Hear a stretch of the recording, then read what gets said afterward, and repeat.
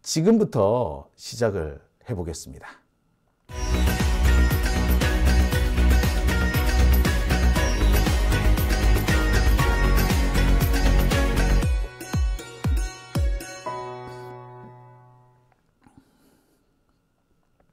네, 오밤중에 뉴스 함께 하고 계십니다. 벌써 4,000명이 넘는 분이 지금 방송 함께 해주고 계시네요. 제가 그동안 방송에 많은 분들, 실방에 많은 분들이 안 온다고 이렇게 투덜투덜 했더니 오늘 이렇게 많은 분들 와 주셨습니다. 감사합니다. 자, 그러면 이런저런 서두를 가지고 시간 끌 거 없이 본론으로 바로 들어가겠습니다. 제가 준비한 첫 번째 주제는요, 이낙연의 발목을 잡는 3가지입니다. 자, 이낙연 정말 대차게 민주당 욕을 하고 나갔어요. 이재명 대표 욕은 물론이고요, 지지자들까지 싸잡아서 맹비난하고 나갔습니다. 그 중에는요, 이재명 대표 지지자들이 너무 예의가 없다는 등, 하나하나 상대방을 조롱하려 든다는 등, 심지어는 괴롭힌다, 사이버 불링이다, 이런 식의 얘기를 한참 쏟아놓고 나가버렸습니다. 누구 말 맞다나 자기가 마시던 우물에는 침 뱉지 않는다 라는 그런 얘기를 하시면서, 그런데 이낙연은 자기가 먹던 물에 이렇게 침 뱉고 똥 싸고 오줌 누고 나갔다라고 이렇게 맹렬하게 비난하는 분들도 계세요. 그렇게 해서 나갔으면 글쎄 자기가 뭘 하겠다라는 얘기를 좀 먼저 그 얘기부터 하는 거 정상 아닌가요? 탈당을 한 거야 다 알죠. 함께 할 수 없어서 탈당했다고 하지만, 그래서 기껏 했다는 게 너 미워서 탈당했다 이건가? 그게 아니라면 자신의 포부와 비전을 먼저 얘기하는 게 맞지 않습니까? 이재명 미워서 나갔다, 이게 과연 당을 새로 만드는 사람의 할 도리인가? 그게 말이 아니지 않습니까? 예. 참, 우리가 듣고 싶은 것은 정치인이 누구를 미워하고 누구와 척을 지고 누구와 경쟁 관계고 이런 얘기를 듣고 싶은 게 아니잖아요. 정치인이라는 사람이 과연 국민들한테 어떤 비전을 줄 것이냐, 그 정치인, 특히 대선 후보까지 올랐다는 그런 정치인이라면 내가 만들고 싶은 세상이 어떤 세상이다라는 비전을 제시하는 게 사실 그게 맞는 거 아닐까요? 그렇게 해서 당을 만들러 갔으면 그 당이 만들고 싶어하는 이념적 지향이든 아니면 커다란 어떤 모습이든 만들고 싶은 어떤 미래와 사회의 모습, 이런 것들을 말하는 게 사실 그게 더 맞는 걸 것 같습니다. 설령 누가 미워서 나가고 누구가 정말 싫어서 나갔다 하더라도 적어도 외형상은 그런 정책적인 그런 어떤 미래 지향적인 이런 모습을 보여주는 게 정상일 겁니다. 근데 이낙연은 나가자마자 한 얘기가, 나가면서도 민주당 욕, 이재명 욕이었고요. 나가서 연 첫 번째 행사의 행동도 이재명과 민주당에 대한 비방이었습니다. 참, 할 게 그렇게도 없나? 야, 정말 컨텐츠가 그것밖에 없나? 이재명 미워, 이게 이낙연의 유일한 컨텐츠인가? 라는 생각을 안 할 수가 없죠. 자, 어쨌거나 이낙연, 오늘은 이준석을 만났습니다. 지금 김종민이 이낙연과 별개로 탈당을 해서 마치 이낙연과는 따로 가는 것처럼 이렇게 뭔가 외양을 갖추고 있습니다.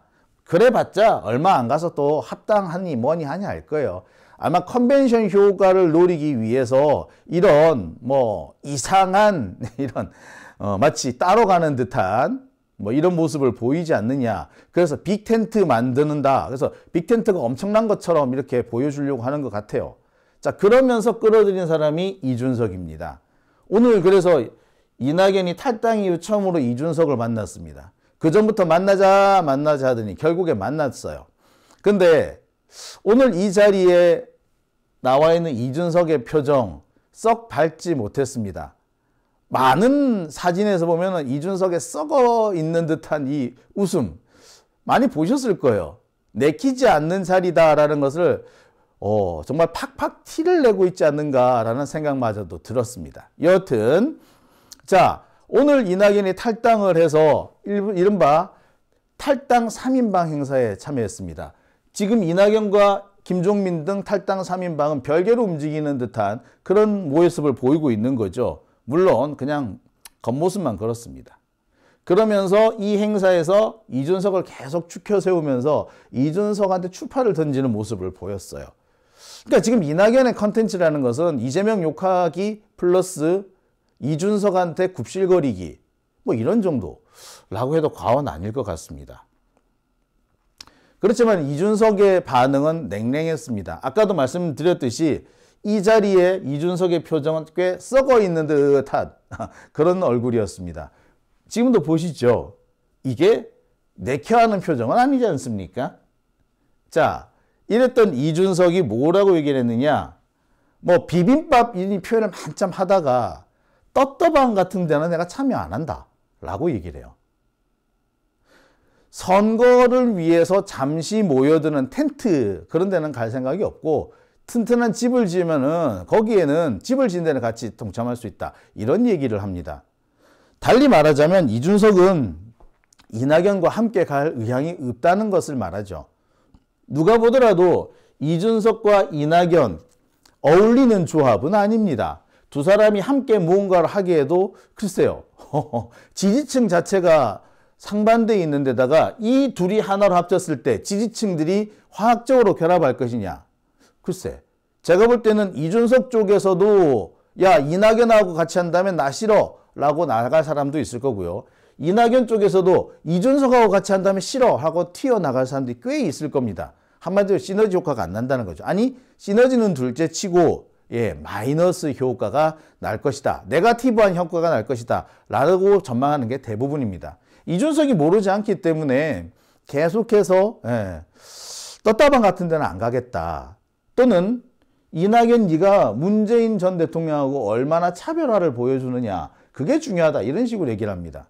이낙연이 아무리 지가 머리에 총을 맞았다고 하더라도 문재인 대통령과 척을 지고 문재인 대통령과 각을 세우면서 뭘 하려고 하지는 못할 겁니다. 말 그대로 그러면 망하는 길이니까요. 근데 이준석은 이 부분을 콕 파고들면서 문재인 정권과 무슨 차별성이 있느냐 그 얘기부터 하라고 윽박지르고 있는 그런 모습인 거죠. 사실 이준석은 이낙연과 함께할 의사가 없다는 겁니다. 결국에 이낙연은 이래저래 난관에 봉착한 것으로 보입니다. 생각보다 이낙연 신당이 그렇게 뜨는 것 같지도 않아요. 어제 그제 제가 계속해서 여론조사 결과를 보여드렸다시피 호남에서조차도 이낙연은 이준석에게 뒤지는 모습을 보여왔습니다. 안 떠요. 특히 이낙연에 대한 이미지가 지금 상당히 나쁘죠. 왜? 지금 이낙연의 이 탈당은 민주진보 진영을 분열시키는 것일 뿐만 아니라 윤석열 검찰 독재 정권에 부역하는 것이다 라는 비판 쏟아지고 있습니다. 그 비판에 대해서 이낙연 지지자들도 딱히 어떤 그럴싸한 변명을 내놓지 못하는 게 사실입니다. 기껏 해봤자 이재명 욕하는 걸로 귀결이 되더라고요. 윤석열 정권보다 이재명이 더 싫다 이런 식인 거죠. 솔직히 이럴 거면은 왜 민주당에 들어와 있나라는 생각을 해요. 일부 이낙연 지지자들은 자신들을 뮨파라고 그러죠. 뮨파. 문 플러스 윤. 자신들을 원래 문파라고 불렀는데 여기에 윤석열까지 지지한다 이래서 뮨파라고 부르는 사람들입니다. 이런 사람들은 사실 민주당에 있는다는 것 자체가 이해가 안 가죠. 대선 때부터 이낙연 지지자들은 공식적으로 윤석열을 지지하겠다라고 밝혔던 자들입니다. 사실 그 자들은 일찌감치 제명을 했었어야 돼요. 민주당에서 그동안 단합이니 화합이니 이런 얘기를 하면서 제명 안 한 것이 철천지한이 되는 겁니다. 원래 이 사람들은 함께 해주는 사람이 아니었고 언제 나가도 나갈 자들이었던 거죠. 근데 그 사람들을 굳이 끌어안으려고 했던 겁니다. 고민정 의원은 이 부분에 대해서 그렇게 얘기를 해요. 자기가 탈당하려는 사람들을 붙잡았지 않느냐. 근데 왜 내가 손가락질을 받아야 되느냐. 몰라서 묻습니까? 그들이 지난 대선 때 어떤 모습을 보여줬는지 모르세요? 윤석열 지지했잖아요. 그런 사람들을 탈당하지 말라고 붙잡는 것이 과연 옳은 것이었을까요? 제가 볼 때는 그 사람들은 탈당을 하지 말라고 붙잡을 게 아니라 니들 지난번에 왜 그랬어? 라고 책임 추궁을 해야 되는 단계 아니었을까? 라는 생각을 하거든요. 근데 그런 사람들을 붙잡았다, 탈당을 못하게 내가 막았다, 당의 화합을 위해서 노력했다 라고 말할 수 있는지, 그 정도로 생각이 없는지, 그래요. 뭐 100번 양보해서 당의 화합과 단결을 위해서 노력했다고 칩시다. 하지만 그것을 받아들일 수 없는 사람들도 있고 그들의 반발에도 나름의 이유가 있고 타당성이 있다는 거 인정하지 못하겠다는 건가요? 참 그런 면을 보면서 고민정 의원한테 참 답답합니다. 도대체 고민정 의원은 기준이라는 게 무엇인지, 무엇을 기준 삼아서 자기 정치를 하고 있는지 좀 의아할 때가 많습니다. 자, 지금 이낙연 신당이 뜨지 않는 이유와 고민정 의원이 계속해서 비난을 받는 이유도 살펴 보면은 일맥상통하는 부분이 있습니다. 뭐 검찰 독재 정권에 부역하고 있다라는 거죠. 윤석열과 싸울 생각을 하지 않고 날이 밝나 날이 어두워지나 해가 뜨고 해가 지고 무조건 이재명 공격에만 집중하고 있는 이들이 과연 민주진보 진영의 일원이라고 할 수 있느냐? 당연히 그런 면에서 부정적인 평가가 나올 수밖에 없고, 당연히 이낙연 신당이 안 뜨는 거는 뭐 당연지사 아니겠습니까? 일부에서는 이낙연의 이번 탈당이 사실상의 경선 불복이다. 일찌감치 경선 불복을 하고 싶었지만 그동안 질질 끌다가 지금에서 모든 걸 이재명 핑계를 대고 불복하는 것이다 라고 지적하신 분도 있고요. 이 때문에 이낙연에 대해서 부정적인 시선은 호남에서 더 강하다라고 합니다. 호남 쪽에 많은 분들이 이낙연에 대해서 에이 저 나쁜 놈이라는 거의 침을 뱉는 듯한 그런 모습마저도 보이고 있습니다. 그러니까 이래저래 이낙연 신당이 안 뜨는 이유들 중에 하나죠. 그런데 이것 외에도 현실적으로 이낙연의 발목을 잡는 게 있습니다. 이것은 이낙연이 지지층, 민주당 지지층을 끌어안지 못하는 이유 중에 하나인 것이고, 이와 별개로 현실적으로 이낙연을 힘들게 만드는 요소가 세 가지나 더 있다는 겁니다. 정치적인 의미로서 이렇게 세 가지 문제, 어떤 명분과 관련된 세 가지 문제가 있는 거고요. 이 명분과는 조금 별개로 현실적인 문제들로서 이낙연의 발목을 잡는 것들이 있더라. 그중 하나가 이준석입니다. 이준석은 사실 이낙연과 한 배를 탈 수 있는 사람은 아니에요. 근데 이낙연 입장에서는 이준석과 함께 가야만이 무언가를 할 수 있다라고 생각을 하는 것 같습니다. 계속해서 이준석 바지가랑이를 붙잡으려고 이렇게 저렇게 엄청 노력을 하고 있습니다. 탈당하기 전부터 계속해서 이준석을 찝쩍 해왔어요. 그렇지만 이준석의 반응이 영 랭랭합니다. 만나자는 것까지 거부하진 않지만 뭐 그닥 맞득치 않아 보이는 모습을 보이고 있는 거죠. 이낙연 쪽에서는 제3지대 얘기를 하면서, 민주당도 국힘당도 아닌 제3지대 얘기를 하면서 이 제3지대가 연대를 하기 위해서는 이낙연과 이준석의 연대가 필수적이다. 거기서 빅텐트를 치자라는 식으로 얘기를 하는데, 이준석은 사실 제3지대라는 말에 그닥 동의하지 않습니다. 왜? 이준석은요, 자기가 보수정당을 새롭게 만든다고 생각을 합니다. 그래서 시간이 지나면 이준석이 만든 그 당이 국힘당을 흡수할 거라고 생각하는 거예요. 지가 국힘당으로 걸어 들어가는 게 아니라 국힘당이 자기 밑에 흡수될 것이다 라고 이제 생각을 하고 있어요. 뭐 이게 뭐 착각인지 뭔지는 모르겠으나 하여튼 이준석의 생각은 그거야. 그렇기 때문에 이준석은 제3지대라는 생각을 안 해.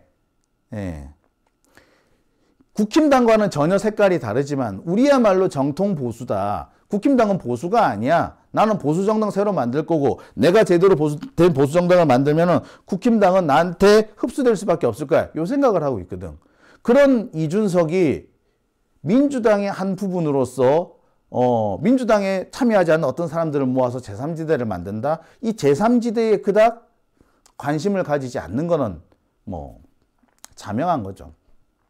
이준석과 금태섭이 약간의 색깔 차이를 보이는 이유도 이 부분에 있는 겁니다. 이준석은 자기 자신을 제3지대라고 생각을 안 해. 민주당도 아니고 국힘당도 아닌 그 제3지대에 있는 사람들이 모이자, 그거는 한마디로 말해서 잡탕밥밖에 안 되는 거고 비빔밥이 아니라 잡탕이다. 내가 거기 왜 들어가느냐. 이런 것이 이준석의 사고 방식인 거죠. 그러니 제3지대를 강조하는 이낙연과 이준석이 한 묶음이 되기는 쉽지 않아 보입니다. 근데 이낙연은 이 부분을 잘 모르는 것 같아. 그래서 이준석은 현재 그래요. 완전히 배척한다거나 아예 너 안 만날래, 너는 필요 없어, 이런 건 아닌데, 합당을 한다든지 뭔가 이 완전한 어떤 그 당으로서의, 하나의 당으로서의 있던 이런 그 완성된 모습, 이런 거를 만드는 데는 부정적입니다. 나는 그쪽하고 다르다라는 거지. 그러면서 계속 하는 얘기가, 이낙연 너 문재인하고 어떻게 다른데? 네가 정말 보수 정당을 만들고 싶은 거야? 그거 아니잖아 라고 계속 얘기를 하는 거예요. 그래서 문재인과 뭐가 다르냐 라고 묻는 거죠. 자, 이런 상황에서는 이낙연과 이준석이 연대를 한다고 해도 문제입니다. 분명히 당권을 놓고 엄청난 경쟁을 할 거고 당의 노선을 두고서 갈등이 생길 수밖에 없는 거예요. 시너지 효과가 날 수가 없죠. 오히려 야, 왜 이낙연하고 같이 해? 왜 이준석하고 같이 해? 라는 반발이 생길 가능성이 사실 더 커 보입니다. 그리고 지금 제일 거부감이 큰 쪽은 이준석의 지지자들이에요. 이준석의 지지자들이 볼 때는 이낙연은 이재명보다도 더 썩은 사람으로 보일 겁니다. 그나마 이재명은 아무것도 없는 홀홀단신에서 거기까지 이뤄낸, 어떻게 보자면 자수성가한 그런 모습을 가지는 반면에 이낙연은 그런 모습하고 또 조금 거리가 있는 사람이지 않습니까? 기득권층으로서 많은 것을 누려왔어요. 그죠? 정말 많은 걸 누려왔단 말이에요. 국무총리까지 했잖아. 당대표도 했잖아. 도지사 이런 것도 꽤 여러 차례 했잖아요. 민주당의 틀 안에서 호남 맹주로 자처하면서 뭔가를 많이 얻어먹었단 말이야. 그랬던 이낙연이 이준석 지지자들 눈에는 어떻게 보이겠어요? 일종의 특권층, 또 다른 특권층으로 밖에 안 보일 겁니다. 그런데 딱히 특별한 어떤 이유 없이 같이 한 묶음으로 간다? 예, 이준석 쪽 지지자들이 더 싫어하는 그런 분위기가 사실 더 많아요. 이게 이낙연으로서는 가장 첫 번째 걸림돌인 거죠. 이낙연이 이준석을 반드시 끌어안아야지, 그래야지 자기가 클 수 있단 말이야. 그러지 않고서는 클 수가 없어. 왜? 콘텐츠가 없거든. 지지층도 되게 박약하거든. 사실 지금쯤 되면요, 이낙연 지지층이 10% 이상 쭉쭉 나와줘야 돼요. 근데 지금 석 달에 걸쳐서 이렇게 분위기를 팍 띄워가지고 탈당을 했는데 지지율이 안 떠. 7%가 뭐야, 7%가. 과거에 여러분 열린민주당 아시죠? 지난 2020년 때 열린민주당. 열린민주당 지지율이 15%까지 올라왔었단 말이에요. 그죠? 그랬는데 최종적으로 뚜껑을 열어보니까 7%밖에 안 나옵니다. 그리고 나중에는 5%를 겨우 넘기는 지지율을 받았어요. 그래도 그 모양인데, 자, 이 7%밖에 안 되는, 막 출발한 지 얼마 안 되는 이 막 컨벤션 효과를 누릴 수 있는 이 시기에도 7%밖에 안 나왔다? 이낙연으로서는 독자적인 생존에 의심이 들 수밖에 없어요. 그러니 이준석을 반드시 끌어안아야 되는 거야. 근데 이준석이 냉랭해. 이낙연으로서는 참 곤란한 입장에 처한 겁니다. 이낙연이 처한 첫 번째 문제고요. 두 번째는요, 이낙연 내부의 문제입니다. 이낙연이 이렇게 이준석하고 연대도 하고 지지층도 넓혀 나가고 하려면 그 지금 현재 이낙연을 지지하는 이 사람들, 우리가 보통 똥파리라고 부르는 얘들, 얘네들이 어떤 자들인지가 상당히 중요해요. 사실 솔직히 우리가 이낙연으로부터 고개를 돌리게 된 이유 중에 하나는 이낙연 지지자들, 소위 말하는 문파라고 하는 애들, 문재인 대통령을 지지한다면서 사실은 이낙연을 지지하고 그러면서 민주당 내에서 분란을 일으키는 데 앞장섰던 바로 그 자들이 진짜 문제가 많기 때문이고, 쟤들하고는 같이 엮이기 싫어, 이런 느낌이 들지 않습니까? 많은 분들 그렇게 하세요. 원래 우리 같은 편인 줄 알았는데 쟤들 엮이기 싫어, 쟤들 좀 이상해 라고 하면서 서서히 분화가 됐던 거 여러분 기억하시죠? 예, 바로 툭하면 개딸을 가지고 시비를 걸었던 이낙연, 그 이낙연이 그 자기 지지자들은 사실 더 이상한 자들이더라 이거죠. 말 그대로 저질스러운 이낙연의 지지자들입니다. 툭하면 개딸들이 어떻다 하면서 개딸 욕하기 바빴던 그들이지만 막상 이들이 나가서 보여준 모습은 저질 중에서도 상저질이었어. 툭하면 개딸들 하는 말 한마디 한마디 시비를 걸었지만 실은 얘들이야말로 진짜 문제 있는 애들 아니던가요? 나가서 처음 하는 얘기가 뭐? 이제 내부 총질이 아니고 외부 총질이라고? 아이고 좋겠다, 외부 총질이라서. 그러면 지금까지 지들이 내부 총질 해왔다는 거 인정하는 거네? 아이고 참. 특히 김남훈이란 자 뭐라 그럽니까? 칼빵이에요, 칼빵. 이런 막말을 쏟아내는 자들, 이런 자들하고 같이 하고 싶겠습니까? 같이 하고 싶지가 않은 거지. 이낙연을 지지할 수도 있는 사람들은 호남이든 영남이든 좀 그 돈 있고 권력 있고 민주당을 지지하는 것 같이 보이지만 그나마 기득권층에 속한 사람들이에요. 그런 사람들이 이런 저질스러운 사람들하고 엮이고 싶겠어요? 아닌 거지. 웬만하면 따로 가고 싶을 겁니다. 이낙연으로서는 한 명이라도 더 끌어넣어야 될 판에 지금 당장 이낙연을 쫓아다니는 이 지지자들이라는 사람들이 저질스러운 이런 행동을 보면서 자꾸 오겠다는 사람들마저, 아니 올 수 있는 사람들마저 서서히 거리를 두기 시작하는 겁니다. 내가 쟤들하고 엮이긴 싫어. 이거 개딸이라 그러더니, 개딸 욕하더니 개딸은 아주 양반이네.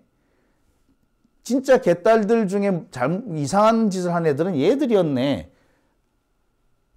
그런 얘기가 나올 수밖에 없죠. 솔직히 그게 사실이죠. 지금까지 수구 적폐 언론들이 민주당 지지자들을 비난하는 여러 가지 이것들을 많이 퍼뜨려 댔죠. 문재인 대통령이 현직에 계실 때부터 좀 그랬죠. 그런데 그때 꼬투리를 잡힌 사람들이 대부분이 누구였느냐? 실은 다 이낙연 지지자들이었어요. 민주당 내부 또는 민주당 지지하는 이런 민주진보 진영 지지층 내부에서 거친 언사와 또 그냥 난사를 하는, 툭하면 분란 일으키지 않았습니까? 이낙연 지지자들 지금까지 돌아보세요. 얼마나 많은 분란을 일으켰습니까? 우리 내부에서 어떤 한 특정한 사람들을 딱 표적 삼아서 적으로 만들고 악마라고 규정하는데 너무나도 적극적이었던 사람들 아니었나요? 그죠? 자, 이런 사람들이 그렇게 많이 몰려 있는데 과연 이낙연 주변에 지지자들이 몰려들 수 있을까? 새로운 지지자들이 유입이 될 수 있을 것 같아? 기존 지지자들이 저러는데 안 되는 거죠. 즉 현재 이낙연이 외연을 넓히는데 발목을 잡는 두 번째 요인은 바로 이 자들인 거죠. 이 저질스러운 자들 때문에 그렇다는 겁니다. 이낙연의 발목을 잡는 두 번째 요인인 거죠. 자, 그런데 이 두 가지 요인들보다 더 결정적인 요인이 한 가지 더 있습니다. 어떻게 보자면 이낙연 신당의 물적 토대를 흔드는 요인이라고 봐도 과언은 아닐 거예요. 지금까지 알려지기로는요, 이낙연 전 대표, 이 양반이 믿는 구석이 있었고, 이 믿는 구석 때문에 그걸 바탕으로 해서 탈당을 하고 또 이재명에 대한 이런 이재명과의 어떤 각을 세우는 이런 행동을 해왔다 그래요. 그 대표적인 것이 대체로 보면은 뭐 세 가지 요소가 됩니다.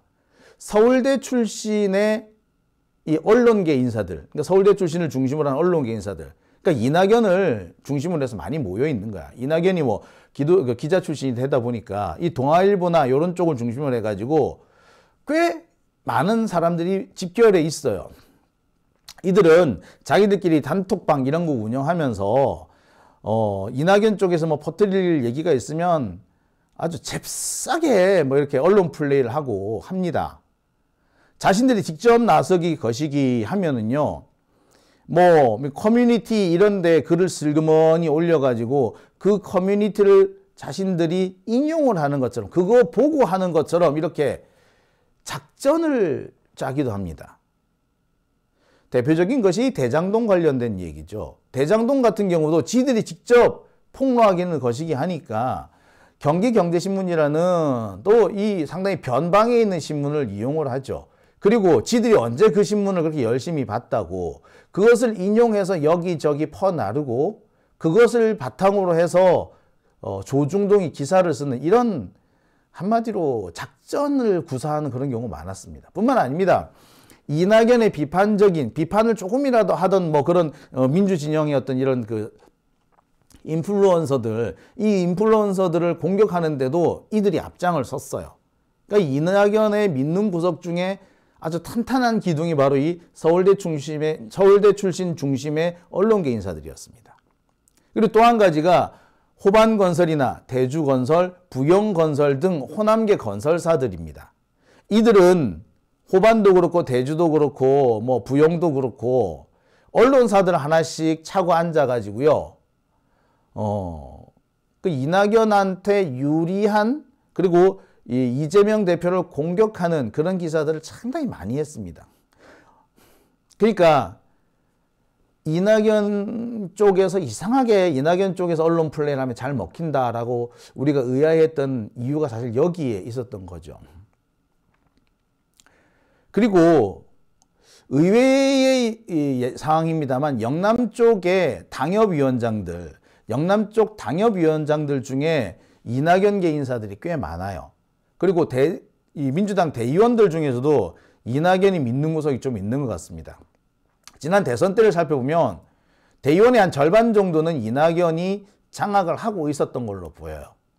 그러니까 이낙연은 이 세 가지 서울대 중심의 언론계 인사들, 호반, 대주, 부영 등 호남계 건설회사들, 그 다음에 영남 쪽의 당협위원장과 그 대의원들, 이런 사람들을 믿고 지금까지 좀 설쳤던 거예요. 그리고 이 사람들을 믿고 탈당을 했던 겁니다. 그리고 이 사람들이 자신들의 신당을 뒷받침해 줄 세력이라고 봤던 거예요.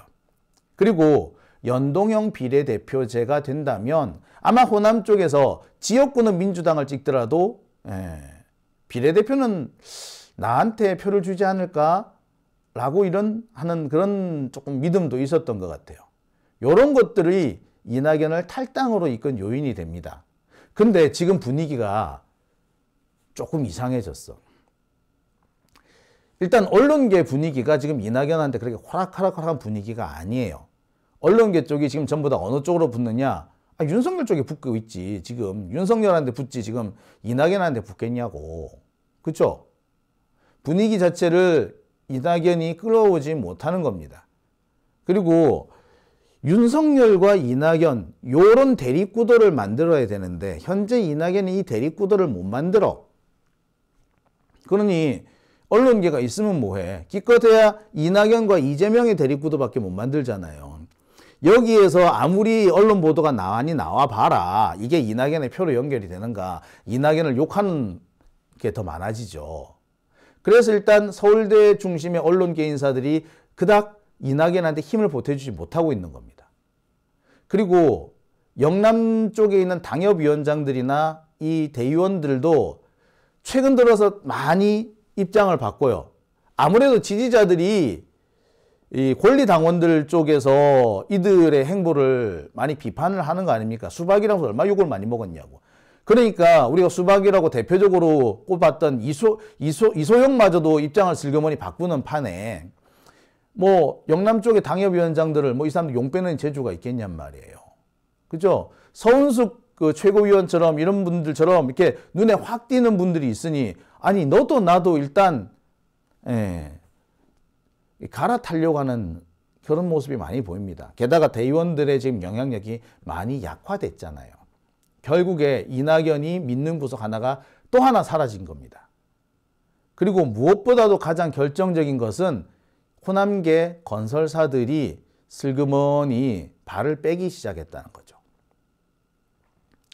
아까도 말씀드렸습니다만 이낙연 쪽 사람들은 정말 유달리 민주당 쪽 사람들이라고 하기에는 유달리 자금 이런 부분을 관심을 많이 쓰고 중요시하는 사람들입니다.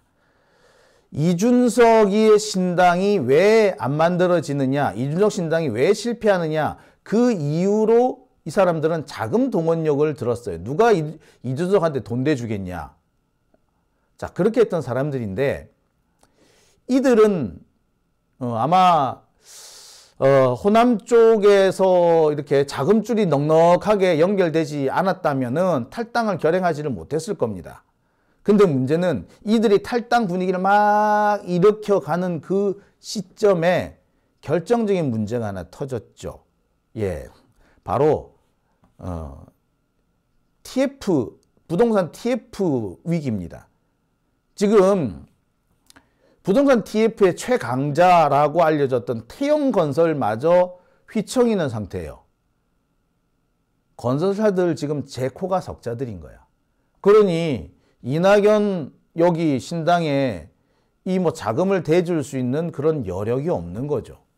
당장 자기들 코가 석자인 거야. 그러니 이낙연 입장에서는 상당히 곤란할 수밖에 없을 겁니다. 탈당을 결행해서 이제 신당을 만들어야 되고 신당을 만들면 이제부터 본격적으로 돈이 들어가는데 그 시점에 결정적인 시점에 부동산 TF 문제가 터지면서 물주들이 딴소리를 하기 시작하는 거죠. 어떻게 보자면 이낙연계가 지금 가장 골치 아파하는 부분이 이 부분일지도 모릅니다. 자금 동원이 쉽지가 않다라는 거죠.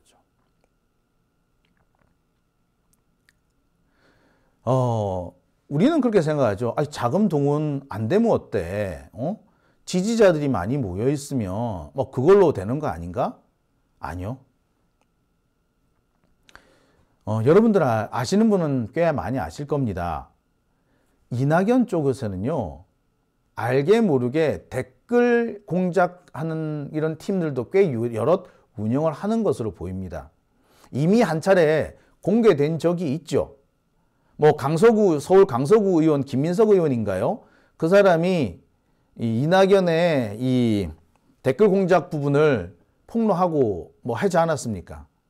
참 그러고 보면 이낙연은 검찰로부터도 참 많은 비호를 받는 것 같아요. 만약에 이재명 쪽에서 이런 댓글 공작 의혹이 터졌어 봐. 벌써 검찰이 대대적인 수사를 하지 않았을까요? 압수수색 난리 나지 않았을까? 하지만 이낙연의 경우 작년 8월경에 처음 그 댓글 조작 의혹이 불거졌는데 아직까지도 수사라는 걸 시작을 안 했어요. 여전히 고소 고발만 진행된 상태고 묵묵부답인 상태입니다. 네, 좋아요. 그런데 그런 조직을 돈 없이 운영할 수 있을까요? 돈 많이 들어가거든요. 아무리 자발적으로 움직이는 사람들을 중심으로 한다고 해도 비용이 안 들어갈 수가 없습니다. 근데 지금 그 비용, 돈을 대줄 수 있는 사람들이 없는 거죠. 이낙연 자기 호주머니에서 나와야 되는데 글쎄 얼마까지 될 수 있을까요? 언제까지 버틸 수 있을까요? 자, 이 세 가지, 그러니까 이준석의 뜨뜻미지근한, 보기에 따라서는 이낙연과 좀 거리를 두고 싶어하는 그런 모습. 두 번째, 이낙연을 지지하고 있다라는 그 지금 지지층들의 아주 저질스러운 모습. 세 번째는 돈줄이 막혔다. 저는 이 세 가지 중에서 가장 결정적인 것이 돈줄이 막혔다라는 것을 들고 싶습니다. 이낙연이 지금 뭐 댓글 공작을 하든 뭘 하든 상당히 분위기를 띄워야 되는데 그 실탄이 없는 거죠.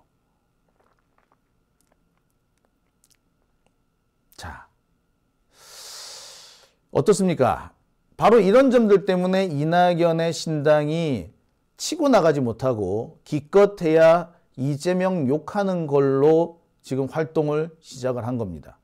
뭐 하나 비전을 보여주지 못하고 정책도 제시하지 못하면서 이재명 물고 뜯는 데만 집중을 하고 있는 거죠.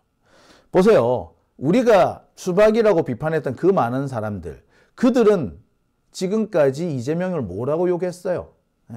사법 리스크 때문에 민생에 집중할 수 없다. 이딴 소리를 하지 않았던가요? 근데 막상 지들은 해보니까 어때? 못하고 있잖아. 민생에 관련된 무슨 정책을 내놔야 말이지. 못 내놓고 있잖아요. 하다못해 청년의 아픔을 어루만져주는 정당이 되겠다. 이런 소리도 못하고 있잖아. 왜 그렇게 했어요? 앞서 말씀드린 이제 그런 여러 가지 제약 조건들이 현실적으로 등장하고 있기 때문인 거죠.